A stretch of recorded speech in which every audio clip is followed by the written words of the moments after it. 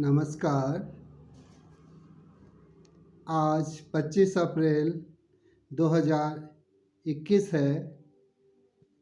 महावीर जयंती। आज के दिन मैं आपको अपने इस टॉक या संक्षिप्त व्याख्यान के माध्यम से यह बताने का प्रयास करूँगा कि जैन शैली व जैनवाद का क्या महत्व है। संत महावीर को नमन करने के साथ साथ मेरी माताजी स्वर्गीय पार्वती देवी परुली तथा पिताश्री स्वर्गीय लीलाधर जोशी को मैं इस व्याख्यान को समर्पित करता हूँ। संयोग है कि आज के दिन मेरी माताजी की जयंती है तथा पिताश्री की पुण्यतिथि भी आज ही के दिन है। इस दिन आज मेरे लिए सुख दुख दोनों का एहसास एक साथ है तथा महावीर जी का स्मरण भी उससे कहीं ज़्यादा बड़ा है। सुख दुख से विजय प्राप्त करना ही एक सच्चे विजय को पाना है। इसे हम महावीर जैन से तथा उनके विचारों से ग्रहण कर सकते हैं। महावीर का जन्म वैशाली के गणतंत्र राज्य क्षत्रिय कुंडलपुर में लगभग 2500 वर्ष पूर्व हुआ था। महावीर जयंती के दिन ही जैन धर्म के 24वें तथा अंतिम तीर्थंकर भगवान महावीर को 12 वर्षों की कठिन तपस्या से ज्ञान तथा 72 वर्ष की आयु में मोक्ष प्राप्त हुआ। स्वयं पर पूर्ण संयम व तपस्या से निर्वाण की ओर जाना ही महावीर हमें सिखाते आए हैं। उनकी प्रमुख शिक्षाओं में पंचशील सिद्धांत जैसे अहिंसा, सत्य, अपरिग्रह, अचौर्य अथवा असत्य तथा ब्रह्मचर्य हैं। ऋषभदेव, जिन्हें आदिनाथ, ऋषभ या ऋषभदेव नामों से पुकारा या जाना जाता है, प्रथम तीर्थंकर हैं। महावीर 24वें तीर्थंकर को वर्धमान वीर, अतिवीर, सन्मति व नाटपुत्र नामों से जाना व पुकारा जाता है। उनका वर्ण तप्त स्वर्ण तथा राशि सिंह थी। उनका जन्म 30 मार्च 599 BC में कुंडालापुर में हुआ तथा उनका निर्वाण पावापुरी नगरी में 15 अक्टूबर 527 BC में हुआ।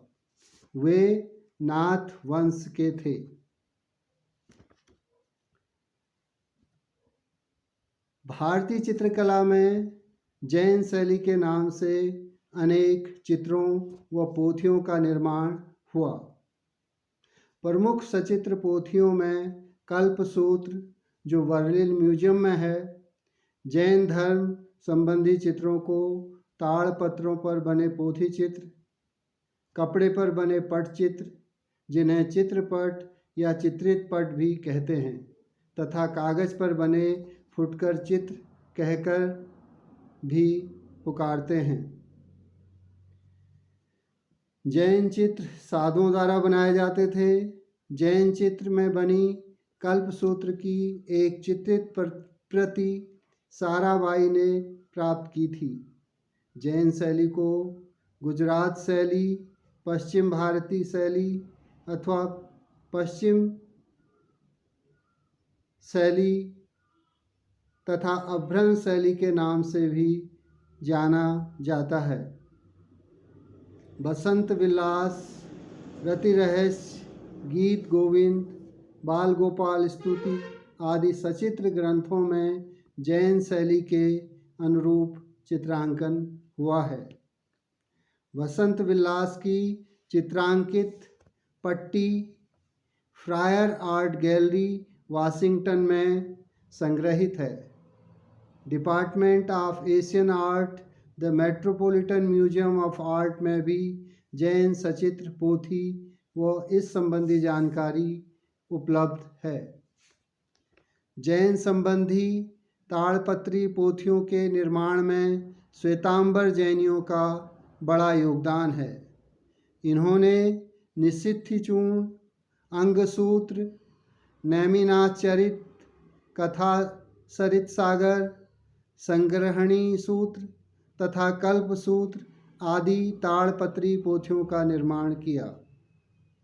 इनके द्वारा चित्रण के साथ साथ लिपि लिखकर पोथियों का निर्माण किया गया। इन पोथियों को जनता में बांटा भी जाता था। जैन शैली में चित्रों के साथ साथ उसमें तीक्ष्ण कोणात्मक लिखाई होती थी। मानव आकृतियाँ सवाचस अर्थात एक आँख पूरी तथा दूसरी आँख आकार में पौना होने के साथ साथ नाक अत्यधिक लंबी तथा नुकीली, जो कि परले गाल की सीमा रेखा से बाहर निकली हुई बनाई जाती थी। आँखें पास पास बनाई जाती थीं। चिबुक आम की गुठली सी सपाट, चपटी व छोटे आकार की बनाई जाती थी। डॉक्टर अविनाश बहादुर वर्मा ने भारतीय चित्रकला के इतिहास में जैन शैली का विस्तृत वर्णन किया है। इस पुस्तक को प्रकाश बुक डिपो बरेली ने प्रकाशित किया है। यद्यपि अन्य लेखकों द्वारा भी जैन शैली व वाद पर समय समय पर प्रकाश डाला जाता रहा है। जैन धर्म के प्रचार प्रसार भारत सहित पूरे विश्व में हुआ। इसे जैनवाद का नाम भी दिया गया। प्रोफेसर चित्रलेखा सिंह ने जैनवाद पर एक पुस्तक वर्ष 2011 में जयपुर से प्रकाशित की। जैनवाद में दो संप्रदाय हुए, एक श्वेतांबर तथा दूसरा दिगंबर। श्वेतांबर सफ़ेद वस्त्र आदि धारण करते हैं, जबकि दिगंबर यहाँ तक कि वस्त्र भी धारण नहीं करते हैं। जैन के प्रमुख मंदिरों में गोमतेश्वर, बाहुबली मंदिर, कर्नाटक, मध्य प्रदेश स्थित सोनागिरी मंदिर समूह व 52 गज मंदिर, माउंट आबू स्थित दिलवाड़ा, अरावली की पहाड़ियों में स्थित पाली जिले में रनकपुर जैन मंदिर, कोची केरला में धर्मनाथ मंदिर, भावनगर गुजरात में पालीताना मंदिर, तेलंगाना का कुलपाकाजी मंदिर व दिल्ली का श्री दिगंबर जैन लाल मंदिर आदि प्रमुख हैं। बाहुबली अथवा गोमटेश्वर, जिन्हें प्रथम तीर्थंकर जाना जाता है, की मूर्ति 57 फीट ऊंची तथा 26 फीट चौड़ी है, जबकि 52 गज की मूर्ति, जो कि एक ही पत्थर पर बनी है, 84 मीटर ऊंची है। पालीताना मंदिर समूह में 2700 मंदिर शत्रुंजया पहाड़ियों में उकेरित हैं, जहां मुख्य मंदिर तक पहुंचने में 3750 पत्थर की सीढ़ियां हैं। दिलवाड़ा जैन मंदिर संगमरमर में हुई कलात्मक नक्काशी की सुंदरता से विश्वविख्यात है। इसे वास्तुपाल तेजपाल ने 11वीं शताब्दी में बनाया। जैन यक्ष और जैन यक्षिणी।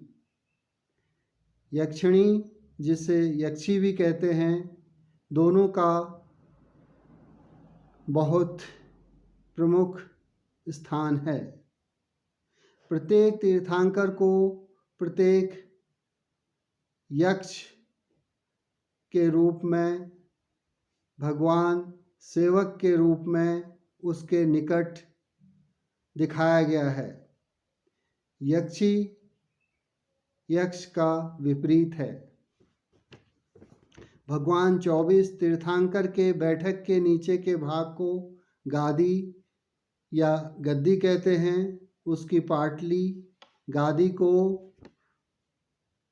गादी के मध्य में देवी और उसके दो ओर सिंह, हाथी आदि होते हैं। दाईं ओर तीर्थंकर के यक्ष भी होते हैं।